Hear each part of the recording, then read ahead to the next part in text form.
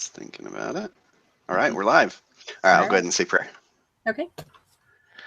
Our Father in heaven, we're grateful for this wonderful day and for the chance that Laura and I have to meet together as a group and to discuss our case study.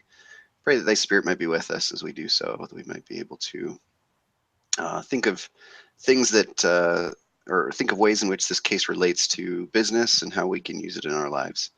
These things we pray for, and we do so in the name of Jesus Christ. Amen. Amen. All right. How was your week? It's all right. Busy, just like always. I feel like I'm just barely keeping up with everything. But Yeah.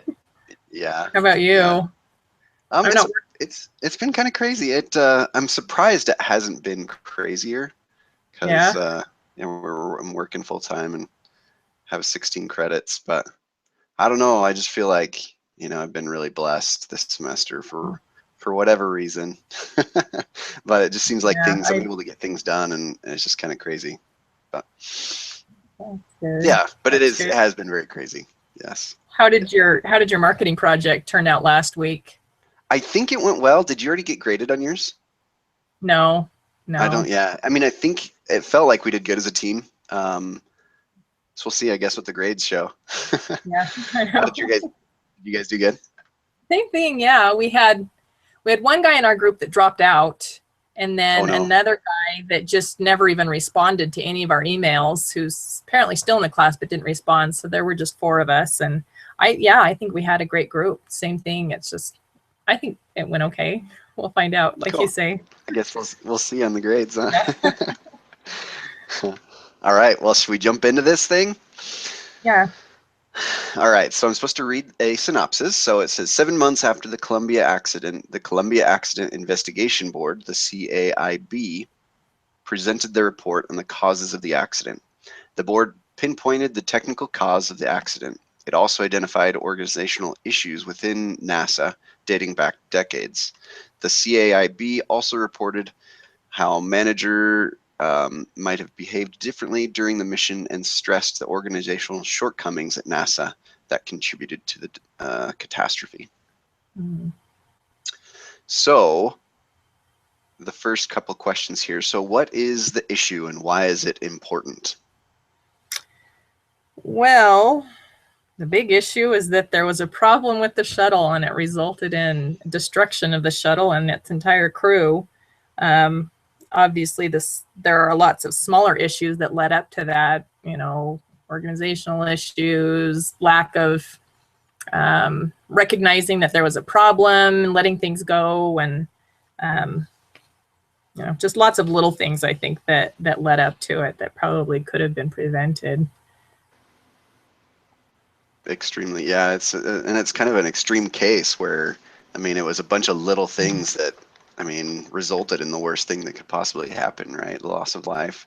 Yeah, you're right. It was a technical problem that was like at the root of it was like a organizational issue, So it was like, their structure is just crazy. Like it's kind of crazy to read how like the engineers were like discouraged from like emailing higher ups and stuff like that. Like the guy was like, he had the scathing review he was going to write, but he didn't want to send it because it was like frowned upon to talk to your management in that way. And I was just like, man, that's just crazy to me. Like this is like Yeah. lives on the line. This isn't just a business making some money. So Yeah, but I for mean, I sure. guess it was such a huge deal and there's so much red tape that, I mean, it just seemed like, yeah, all these little things just added up to this huge problem. But Or something like. what's that? There were like 24,000 employees or something like that. I thought. Yeah, something crazy, huh? At NASA, yeah, it was something like huge number. I Yeah, think you're right. I think it was like 24,000. yeah, Can you think? I mean, that would be so crazy. Like just setting up that organizational like structure yeah, as something that huge, that's just crazy. massive. Yeah, I mean, I'm sure they break it up into divisions and whatnot, and so it's like more manageable on those scales. But I mhm, mean, that's just crazy. So yeah, yeah. it's awesome. So yeah, it says. So what is the issue? It says technical problem, organizational problem. So we hit it right on the head. Then why is it important? Understanding all aspects of a complex system failure will help prevent future failures.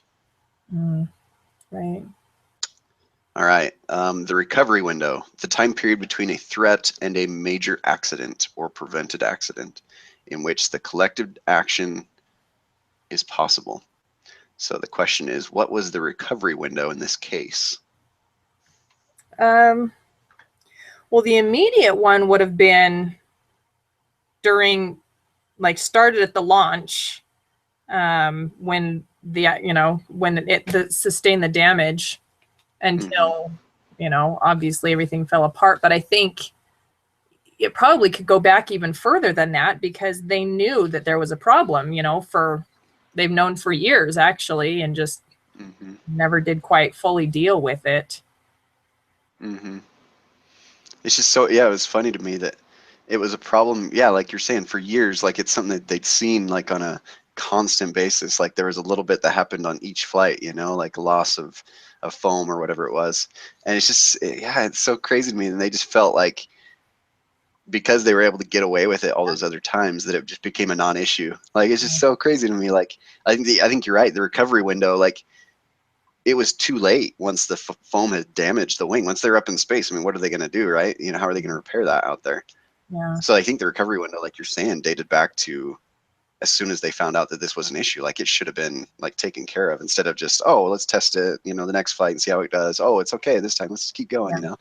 And it It was, progressively got more and more mainstream, I guess. So it was accepted even at the yeah. end. It was interesting to me too, because I've always thought of NASA as being like, everything is exact and you don't move forward until everything is proof. That's just the way I've always kind of pictured it. All these smart scientists, like the smartest people in the world working on these things. I've always just kind of thought that everything was exact and that if there was a problem, they didn't move on. But apparently, they're an organization just like every other organization, and schedule and budget Yeah, plays into it. And that was weird. it really did seem like, yeah, the budget thing was a big deal, and schedule, like you're saying, schedule as well. But yeah, like they're cutting corners so that they could stay Yeah. within a budget or meet the time frame that they had to meet. But yeah, and it's Yeah. sad that that was kind of the case. It seemed like, yeah, you would have just stuck with your guns when it was somebody's life like that on the line. But I mean, I guess all these people were like, dang, if we don't meet these deadlines and we don't stay within the budget, then we don't have jobs. So they're like, all right, let's just cut this little corner here. And it's Right. just interesting how, like, I mean, looking back at it now, from our perspective, it's like, well, why did you do that? But in the moment, they're like, oh, it's just a little thing here, right? Little thing there. I mean, it's just like Satan. And I think it's in anything in our lives. I think it's important to, even these little things like that we're cutting off, they add up. The more of these little concessions we make, here and there, it's just, yeah, like you're saying, it really just adds up to a big deal eventually. Yeah, But, I think you're exactly right that it is. In looking back, we have the advantage on all these cases of looking back and say, what were they thinking? But it wasn't that they were trying to be irresponsible, but just those little oversights. And I like your analogy there of Satan. That's exactly the way Satan works. mm-hmm. It's nice, with these cases, because we have the benefit to look back and learn from them, and see how it applies to us professionally and in our our own lives. It's just these case studies a lot. It's kind of fun. All right, so downplaying ambiguous threats. So the first question: what is human cognitive bias, and how does it apply in this case? So there's cognitive bias. Well, I guess, do you have an answer to that one already, or do you want me to kind of read the hint? I've never heard of it, but is it like refusing to see something because of the way, I don't know, the way that you've psychologically already figured something out, refusing to accept an alternative or something? Basically, yeah, I think, and I was confused a little bit by this too, but I think you're along the right line. So it says, as a hint, cognitive bias, systematic errors in judgment; confirmation bias, our tendency to look for information that confirms our existing views. I think, kind of like we were saying, sunk cost bias, our tendency to escalate commitment to a course of action into which we have already invested time, money, or other resources. So those are the biases. The next question: what evidence is present in this case of some of these bias? Oh, the one that really bothered me was I think her name was Linda Ham. How she was going to be the project manager or something for the next mission. We can't do anything about it because that'll throw off the next mission, and it'll throw off I think the following mission was going to be to finish the space station or something, put in another. And yeah, she just kept saying, yeah, there's nothing we can do about it. It's not a big deal. And she even said something about how oh yeah, she repeatedly told the team that no catastrophic damage would occur. And again, that was her bias of like, we can't get off schedule. And so, she was psychologically unwilling to find, prove that there was a concern, I think. I think you're totally right. Yeah, and I guess that ties in directly to, and also like the sunk cost bias. So in your explanation, like she's worried about the next missions, so like, we've already got all this time and investment, we can't give this because we're committed to this other thing. And so it kind of led her to compromise when she shouldn't have, and I think it was because of that bias that those compromises happened. Mm-hmm. What is shared cognitive framing? Yeah. Do you know what that one is? So the hint is frameworks, so beliefs and assumptions that help us simplify a complicated reality. So cognitive framing is frameworks. What evidence is present in this case of cognitive framing? So beliefs and assumptions that help us simplify a complicated reality. Probably like what you were saying before about how they kept getting away with it before. Look at how many times it was, yeah, sure, there was some damage, but it didn't end up being a big deal. And so it won't be. It never will be because it hasn't been yet. I don't know, maybe. No, that's exactly right. So the hint says NASA viewed their program as an operational rather than an experimental endeavor, which causes riskier decision making. NASA sold their program on economic grounds, claiming that using a shuttle over multiple missions was more cost effective. And I think, yeah, exactly like you're saying, it's like, so they have these, it goes back to the sunk cost bias, like they have these things that they've committed to people, and so they're like, well, it's okay, we'll cut a little bit corners here and little corners there, and it was all for the greater good, right? So it's still bringing this, we're able to put more satellites up in space, and it's cheaper for everyone. And I think it just, yeah, one thing led to another. All right. Said, when did the problems with the Columbia begin? Oh, way back on like their 78, I think. Yeah, Columbia's first mission was in 1978, and they had, again, budget problems and all of the design specifications that they had placed on them by the Department of Defense, which made it more difficult. And then they even started cutting corners there, like they decided not to do like test flights. They did some ground flights and some analytical models instead. Mm-hmm. And that flight, they actually had several tiles, so not several, 300 tiles, I think, that were damaged. Yeah, they replaced. Yeah, so several after that. All along, I mean, it flew several missions, I think, and probably sustained a little bit of damage each time. Mm-hmm. It's crazy to me, like you're saying, that they didn't like hold it to the standards that they normally would have, like testing it, like in-flight tests, like you're saying. It was just done like through analytical studies and tests, which is so crazy to me. I mean, such a huge deal. Like you're saying, like it was funny to read this case because, like, I, like you, had the assumption that NASA was so regimented, and there was so much red tape and you have to perform this way or nothing happens. But it is just crazy to see how many corners.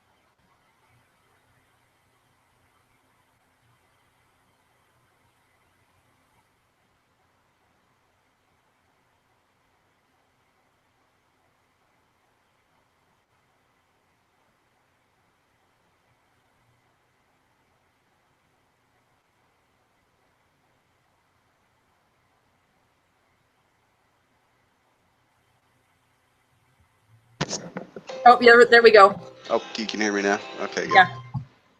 Weird. Dumb headset. I'll have to figure that out. All right. Sorry. Let's see. What was I saying? Were you saying something and I cut you off because I didn't hear you either? No, I don't think so. Okay. I'm going to read the next Oh question. yeah. So the question was, why did the debris strikes become an acceptable risk? And we've already kind of discussed that throughout this whole thing. Is that these debris strikes have been happening for quite a few years, even like they, throughout all the different missions and stuff. It seemed like each one like sustained a little bit of damage, but it never resulted in like some failure or something, or even loss of life at that time. And so it just, the more it happened, the more they didn't see any negative results from it, the more acceptable it became. Right. They're like, oh, it's okay, you're taking this little bit of damage, nothing's ever happened in the past. So Yeah.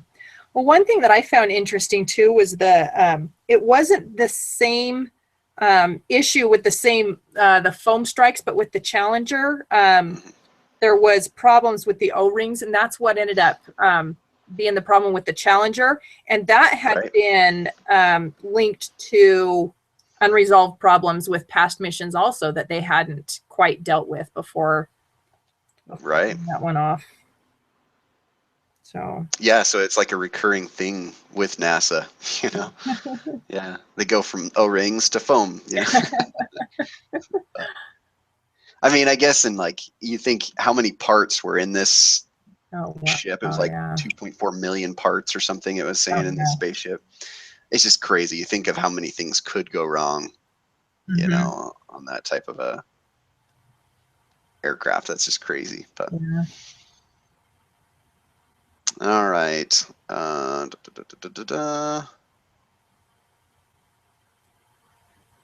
So, okay, this would be a good one. So, how would you characterize the culture at NASA? Strengths and weaknesses. Oh, let's see. Well, I think they're very smart. I mean, they do have, obviously, we're focusing on their weaknesses, but I think they have a lot of strengths.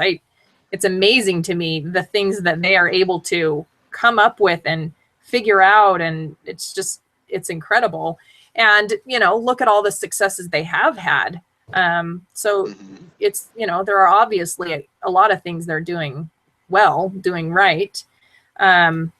As far as weaknesses, there were quite a few that I noticed, at least in this particular instance. Like we talked about how just because it was such a huge organization, lots of times there was a little bit of ambiguity about who was working with whom and which departments reported to who, and the communication was sometimes lost through that. And how we talked about how the engineers felt it was difficult to communicate with others that were, much higher than their chain of command. I think that's, I would think in a culture like NASA that they would need to have a culture where, any concern, no matter how small or what level you're on, should be, immediately dealt with and addressed with somebody. The burden of proof, rather than proving why something is right, they had to prove why it wasn't right. And then in this particular instance, there were several instances when they just kind of ignored protocol. Those were a few of the things I noticed. Yeah, the burden of proof one was a huge one too. That's just, it's crazy that's their mentality. When you look at Apollo 13, I mean, I think that was kind of a highlight of how NASA, when it worked really well, but when it didn't work at all, like the structure and stuff. But like with Apollo 13 and how they had the Tiger team or whatever that just banded together. And so they had, so I think they had a lot of the things, in place for disasters, stuff like this, like in preparation for it. And it seemed like they did a good job of trying to prepare for those things, but it just seemed like they just really, one thing added upon another. And it just kind of, with all these shortcuts and stuff they were taking, they just ended up like culminating in this huge disaster. So, yeah. And I think a lot of it tied back to the fact that it was such a bureaucratic organization where like there was so much structure, or so many levels of management, and like you just didn't know who was reporting to who, who was in charge. It seemed like in the Apollo 13 case or example, the Tiger team really, I mean, they were like they were really, really important. Whereas in this one, the team that they put on it was kind of just sidelined. They're like, oh, you're not really that important, you know, and so they really weren't taking any their recommendations and stuff to heart. So yeah, so I mean, I think you see pros and cons for it. But. Yeah, I really liked the if I can find it again. There was something, I can't remember if it was when it was talking about Apollo 13 or another time about how where was it? There was some quote about how the moment you decide Surrender. that it can't work or that something's not going to work, that you all of a sudden lose all of your creative ability to even find a problem. And it was like in Apollo 13, they were never going to hit that point. You know, it was like there's a problem or there's a solution and we're going to find it. But how many times in this case did it say, well, even if there is a problem, there's nothing we can do about it now, you know? Yeah. So. Yeah. So, I mean, it goes back to show how important management is even, you know, so I think that's kind of a management issue where the manager was just like, oh, I'm throwing in the towel. Whereas with, you know, in Apollo 13, like you're saying, it was, I saw that, I read the same quote. I emailed myself the quote. It was really good. So it was the flight director, Gene Kranz. He said, once you think of surrendering, that is the path you go down. You have lost the mental sharpness that is going to take this survival situation and bring it to a successful conclusion. Yeah. So when you think of surrendering, even just that, you know, the idea of just thinking of surrendering, that's the path that you actually go down. So yeah, I think you're totally right. You know, having that strength of get it done attitude. You know, we're not going to accept defeat. We're just going to get it done and fix the problem. Cool. So maybe in conclusion then, so how could we relate this to like world applications, like things that we might potentially go through? Well, I think if there's a problem, it's important to deal with it before it becomes less of a problem in our minds, like deal with something right away. And I mean, we could have that as small of an organization as our family, you know, if there's a problem, rather than just sweeping it under the rug and letting it become less and less until all of a sudden it's a huge problem. In our families, in any job, we could face the same things. That it's important to, you know, recognize those and deal with them. Yeah, I agree. I think, you know, and I kind of shared it earlier too. It highlighted the importance of the little decisions that we make in our lives, you know, whether it's in business or in our personal lives. You know, we really need to have that moral fortitude, I guess, to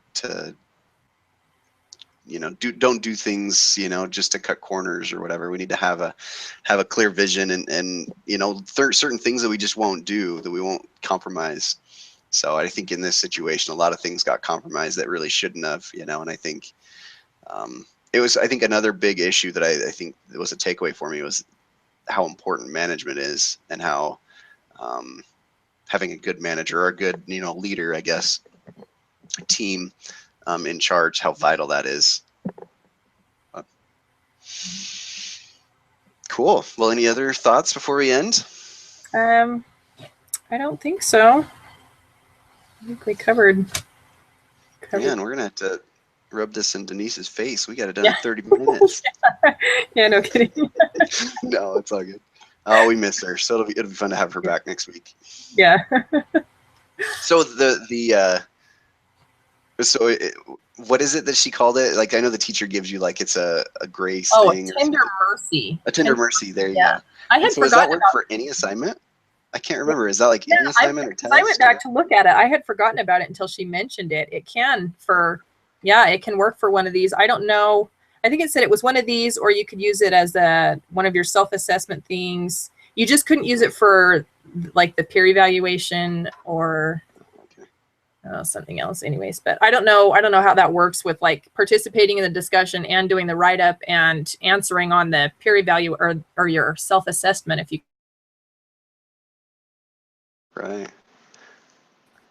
contribute. Be happy to get out of one of these write-ups. I work on them for like 2 days straight. It takes me forever. They want a substantial amount. Like I did one I think it was like it was like the second one I did or something.